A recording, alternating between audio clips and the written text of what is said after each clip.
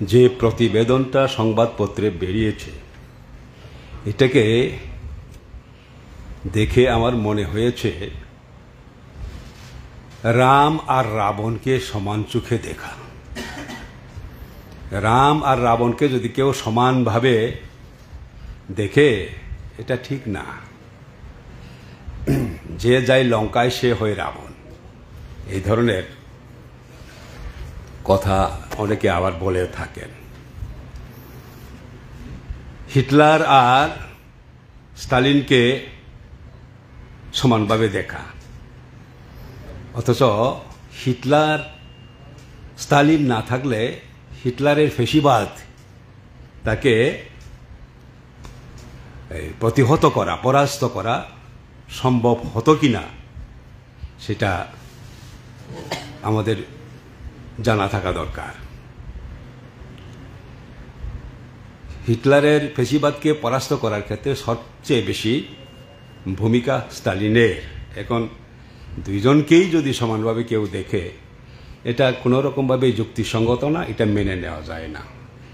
ত্রিপুরা রাজ্যে যত বিচ্ছিন্নতাবাদী, যত বিভেদকামী সাম্প্রদায়িক দল ট্রাইবেল এলাকায় গড়ে উঠেছিল, ট্রাইবেল বেস, তাদের বিরুদ্ধে আপোষহীন লড়াই সংগ্রাম করার ইতিহাসই হল গণমুক্তি পরিষদের ইতিহাস। আর দুর্ভাগ্য, সেখানে যারা সবচেয়ে বেশি লড়াই করেছে তাদেরকে যদি আজকে ওই এনএলএফটি টাইগার ফোর্সের কিছু এই এক্সট্রিমিস্ট সারেন্ডার করেছে তার সঙ্গে মিলিয়ে এরকমভাবে কেউ উপস্থিত করে, তা কোনো রকমভাবে মেনে নেওয়া যায় না। উনি লিখতে পারেন, আমরাও প্রতিবাদ করতে পারি, প্রতিবাদ করতে চাই। এই ধরনের লেখাকে আমরা নিন্দা জানাতে চাই। এটিটিএফ এনএলএফটি স্বাভাবিক জীবনে ফিরে আসার জন্য দিল্লিতে চুক্তিতে সই করেছে। আমরা সব সময় চাই বিভ্রান্ত সন্ত্রাসবাদীরা স্বাভাবিক জীবনে ফিরে আসুক। এই রাজ্যকে ভাগ করা যায় না। এই রাজ্য জাতি উপজাতি উভয় অংশের মানুষ এখানে শত শত বছর ধরে আমরা বসবাস করছি, এটাকে আলাদা করা যায় না। এটাই হলো গণমুক্তি পরিষদের শুরু থেকে বক্তব্য। এবং জনশিক্ষা আন্দোলনের গর্ভ থেকে গণমুক্তি পরিষদের জন্ম। যখন ওই গোলাঘাটিতে এরকমভাবে পুলিশি নির্যাতন হয়, গুলিবর্ষণ হয় নির্বিচারে, সেখান থেকেই আত্মরক্ষার জন্য গণমুক্তি পরিষদের একটা শিক্ষার আন্দোলনটা পরবর্তী সময় রাজনৈতিক আন্দোলনে রূপান্তরিত হয়। এবং গোড়া থেকেই এই যে জনশিক্ষা আন্দোলন, যেটা এখানকার আমাদের ঐতিহ্যবাহী উমাকান্ত স্কুলের বোর্ডিংয়ের ছেলে মেয়েদের সঙ্গে তৎকালীন সময়ের শিক্ষিত যুবক সৌধন্য দেববর্মা, দশরথ দেব, হেমন্ত দেব মারা গড়ে তুলেছিলেন, তাদের প্রধান পরামর্শদাতাই ছিলেন বাঙালি কমরেড বীরেন দত্ত। এটা এ রাজ্যের সব মানুষ জানে। সুতরাং গণমুক্তি পরিষদ কখনো সাম্প্রদায়িক দৃষ্টিভঙ্গি নিয়ে আন্দোলন করে নাই এ রাজ্যে। এবং জাতি উপজাতির পাহাড়ি বাঙালির একতাকে রক্ষা করার জন্য এই রাজ্যে গণমুক্তি পরিষদের যে আত্মবলিদান, এটাকে এভাবে অসম্মান করা কোনো রকমভাবেই ঠিক না। 1800-র মতন আমাদের নেতা কর্মী সমর্থক সন্ত্রাসবাদী যারা জাতীয় উপজাতির ঐক্যকে বিনষ্ট করতে চায়, তাদের বিরুদ্ধে লড়াই করে জীবন দিয়ে গেছে, তাদেরকে এভাবে অপমান করা, অসম্মান করা কোনো রকমভাবে আমরা মেনে নিতে পারি না। সেই কারণেই আমরা আপনাদের সাহায্য চাই। আমাদের প্রতিবাদের যে বক্তব্য, এগুলো যাতে মানুষের কাছে আপনারা পৌঁছে দেন। আর আজকে এই আগে ছিল টিউজেস, সবচেয়ে বেশি গণমুক্তি পরিষদের বিরুদ্ধে লড়াই করেছে ট্রাইবেল এলাকায়, এবং তাদের লড়াই থেকেই বিচ্ছিন্নতাবাদী সন্ত্রাসবাদীরা সৃষ্টি হয়েছে। এটা আমরা সবসময় বলি, কারণ বাঙালি বিদ্বেষ, বিদেশি বিতাড়ন, এই যে বিদেশি বিতাড়ন, বাঙালিরা বিদেশি, ত্রিপুর সেনা গঠন করে এই আওয়াজটা তুলেছিলেন বিজয় রাঙ্খল, শ্যামাচরণ ত্রিপুরারা। এটা তো মিথ্যা না। তার বিরুদ্ধে আমরা লড়াই করেছি এবং আমাদের বিরুদ্ধে এই সন্ত্রাসবাদীদের এবং টিউজেসের প্রধান যে অভিযোগ এটাই হলো ত্রিপুরায় নাকি গণমুক্তি পরিষদ বাঙালিদের নিমন্ত্রণ করে এনেছে, যেন রাজ আমলে এখানে বাঙালি ছিল না। 600 বছর আগে থেকে এই রাজ্যে যে রাজমালা রচিত হয় সেটাও তো এই রত্নেশ্বর, শুক্রেশ্বর, বাঙালি পণ্ডিতরা, বাণেশ্বর তারা রচনা করেছিলেন 600 বছর আগে।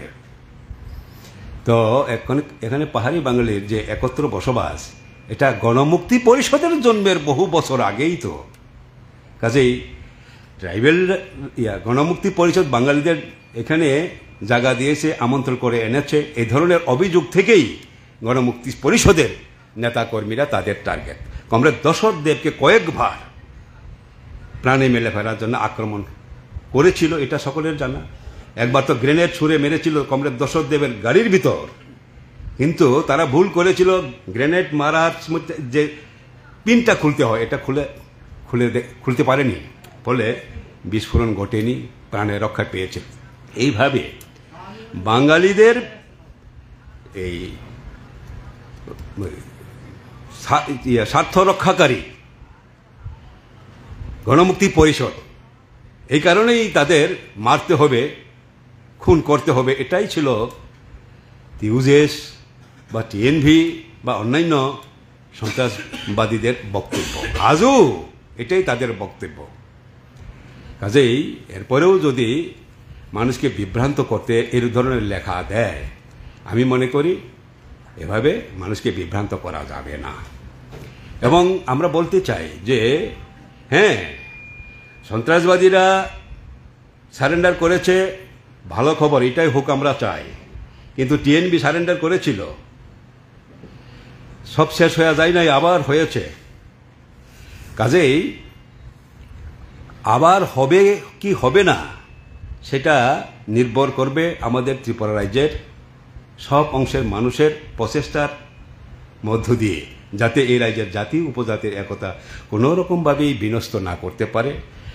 যারা এখনো জাতি বিদ্বেষ ছড়ায় ট্রাইবেল এলাকায় অথবা নন ট্রাইবেল এলাকায়, বিভেদকামী শক্তি, আজও যারা ত্রিপুরা রাজ্যকে ভাগ করার জন্য ত্রিপুরাল্যান্ড দাবি করে, গ্রেটার ত্রিপুরাল্যান্ড দাবি করে, তাদের বিরুদ্ধে মতাদর্শগত লড়াই না করে, তাদের বক্তব্য যে ভুল এটাকে মানুষের সামনে তুলে না ধরে, এই যে বিভেদের বীজ একে নির্মূল না করে স্থায়ী শান্তি আনা যায় না। সে কারণে গণমুক্তি পরিষদ সবসময় মানুষের মধ্যে এই যে ভুল ধারণা, বিদ্বেষের ধারণা, বিভেদকামী ধারণা, বিভেদকামী দাবি, এগুলোর বিরুদ্ধে লড়াই করে আছি, যাতে চিরতরে এ রাজ্যে এই যে অশান্তিকামী সন্ত্রাসবাদীরা নির্মূল হয়ে যায়, সেই চেষ্টাই আমরা করছি।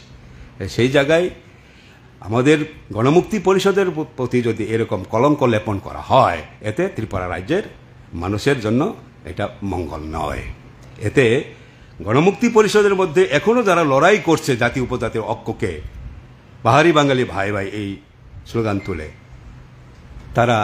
তাদের মনোবল ভাঙবে। এই ধরনের লেখা টেখা এরকম লেখা উচিত না, সত্যকে তুলে ধরা উচিত, যাতে যারা আজও পাহাড়ি বাঙালির একতাকে রক্ষা করার জন্য, যারা আজও পাহাড়ি বাঙালির ঐক্যই হলো আমাদের গণতান্ত্রিক আন্দোলনের মেরুদণ্ড হিসাবে ধরে নিয়ে আন্দোলন করছি সমস্ত জীবনের ঝুঁকি নিয়ে, তাদেরকে তারা যাতে মনোবল ফিরে পায়, তারা যাতে উৎসাহ পায়, সেই ধরনের লেখা যাতে লেখা হয়, সেই আবেদন আমরা সব যারা ইন্টেলেকচুয়াল লেখালেখি করেন তাদের কাছে আবেদন রাখবো আজকের এই প্রেস মিটের মধ্য দিয়ে। এবং তার সঙ্গে আজকে যেটা আমাদের জেনারেল সেক্রেটারি বলেছেন যে আমাদের এই বিরোধী দল নেতার বাড়ির সামনে যেটা করা হলো, এটা করা ঠিক না, এটা গণতান্ত্রিক পদ্ধতি না। এভাবে বাসভবনে ঘেরাও করা, বিক্ষোভ প্রদর্শন করা, এগুলা করা উচিত নয়। আমরা মনে করি আমরা তার প্রতিবাদ করি, এই ধরনের নিন্দা জানাই। আরও জানতে পারলাম আমরা আমাদের কংগ্রেস লিডার সম্মানীয় এই সুদীপ বর্মনের বাড়িতে নাও কি এরকম করা হয়েছে, সেখানে করাও উচিত নয়। অন্তত নিজস্ব বাড়িঘরগুলোকে আমরা এইরকম আন্দোলনের ইয়ের মধ্যে নিয়ে যাওয়াই উচিত। আদারওয়াইজ আমাদের যে গণতান্ত্রিক যে মূল্যবোধ সেগুলা থাকে না, গণতান্ত্রিক পরিবেশ নষ্ট হয়, শিষ্টাচার, পলিটিক্যাল শিষ্টাচার এগুলা ধ্বংস হয়, রেইন অফ টেরর, ললেসনেস যেটা বলা হয় সেটাই প্রতিষ্ঠিত হয়। কাজেই এই ধরনের ঘটনা যাতে না ঘটে তার জন্য সংশ্লিষ্ট সব মহলের কাছে আমরা আহ্বান রাখছি।